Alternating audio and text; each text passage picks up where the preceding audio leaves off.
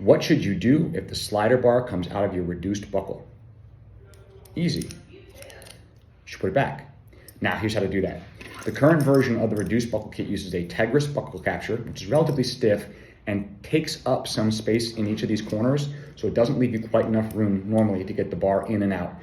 Doesn't mean it can't come out, but it's less likely. The original version of the reduced buckle kit used a fabric capture, which was thinner material, and left enough room in the corner for sometimes the slider bar to get out. One of the other things is we recommend anytime you're storing an Enigma that has this reduced buckle that you put your belt through it, and that will help retain this slider bar when the whole thing's off your body. People normally lose these when nothing is running through this buckle and it's just shaking around, and eventually the slider bar manages to line up just right and drop out. The slider bar in the buckle is smooth on one side, grooved on the other.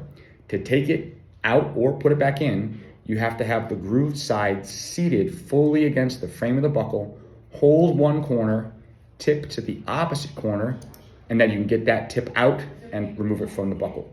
To put it back, it's the opposite. You take the grooved side and you seat it all the way into the corner, and then you can tuck the toe in and slide the buckle back together.